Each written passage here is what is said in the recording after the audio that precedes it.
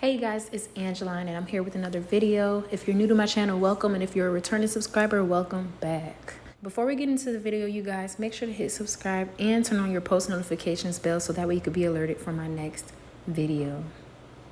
I'm gonna just tell you guys now that the amount of hair depends on what your client is getting.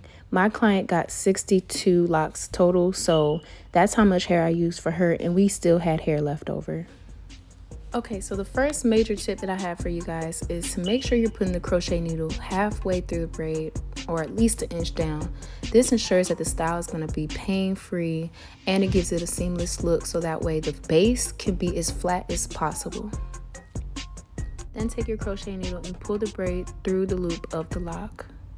When you do this method, it makes it very seamless, no lumps, pain-free. Overall, it's the trendy style, makes it look good, so make sure y'all actually follow my steps. Don't be putting the lock through the base of the braid. And don't be afraid to adjust your client's head. You want to make sure that you can see what you're doing and that you have the perfect angle to properly wrap. So here I just put the wrapping hair through the base, and now I'm going to hold the base as I wrap. And I'm going to wrap around 2 times really tight, and then I'm going to start wrapping down. And as you can see, I'm holding it, ensuring that it stays in place. And the entire time of me wrapping, I'm making sure that the hair is flat and that it's overlapping each other. You don't want to rush on this part. You want to make sure that it's overlapping and that it's flat. If you don't, then the locks will slip and your client's going to be coming back complaining about it. So as far as the hair, I use more of the Afro springy twist hair than the water wave. I just added a little water wave so that way it can give it the texture of the original lock. But I really use the Afro springy twist because that's what really keeps the hair intact and prevents it from slipping. And it really just gives the hairstyle longevity. So you don't want to use too much hair to wrap, but you do want to use enough to cover up the braid. But don't use too much because you want to keep the ratio similar to the actual lock, so that way you don't have to keep adding hair just to make it all one ratio. You get what I'm saying? Like, you don't want the top of the lock to be all thick and then the bottom of the lock to be all scrawny.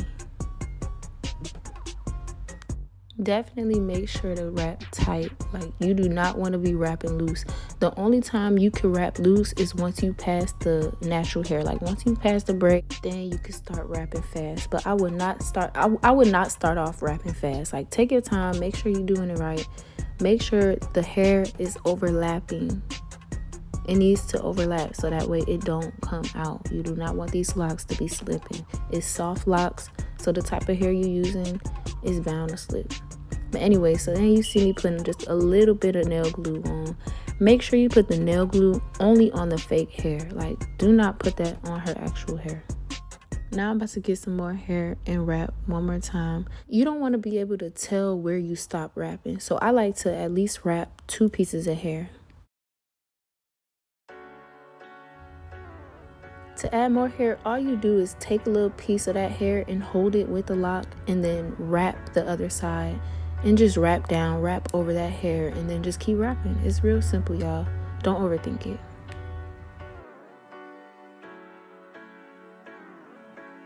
Now that I'm way past her actual hair, you can see me pick up my speed. I'm wrapping way faster, and that's just because it really doesn't matter at this point anymore. You just need to get that hair wrapped around.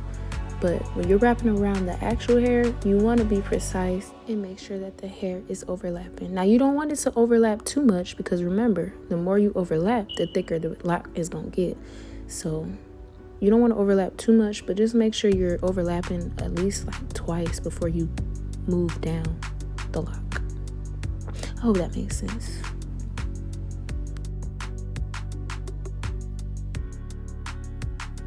Okay, so now that I'm on the top of her head, I just wanted to give you guys another angle to look at. Put the crochet needle through, put the crochet through the loop, pull it through, and then pull that braid through the loop of the lock. It's real simple. Once you guys get this down, you'll be able to do it really fast, but I'm just trying to do it kind of slow so you guys can really see what I'm doing. And then you're going to take the crochet needle, put it through the base, pull the hair through, And boom. Then you want to hold that hair with the braid and the lock and start wrapping. Now I'm right-handed, so I hold it with my left hand and I wrap with my right hand. But if you're left-handed, then you would do it the other way around. Whatever's comfortable for you. But I can let you know that if you're right-handed, you most likely want to wrap with your right hand and hold it with your left hand. You also want to make sure to like fluff out the hair as you're wrapping. Don't just be wrapping and wrapping. And make sure that the hair is flat and that it's like fluffed out. As far as the water wave hair, you can only fluff out that hair so much before it just like continues to curl up. But as far as the afro springy twist hair, fluff it out, make sure it's straight, because if you don't, then you're gonna get more of the fluffiness, like more of the fluffy look than like the silky look. So make sure it's fluffed out to make sure you still have that silky look and that it blends in with the lock.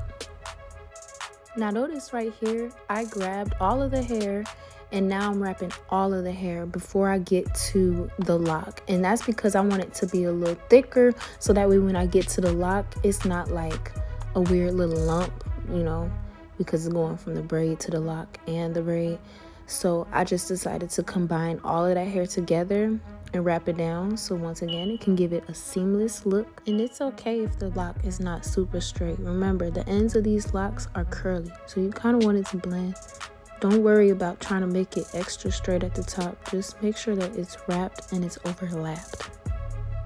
Now, I like to add nail glue to seal my ends. Some people say that you don't need it, but it's soft locks, and the texture of this hair, I just don't trust it. So I like to put nail glue to make sure that it's not going anywhere.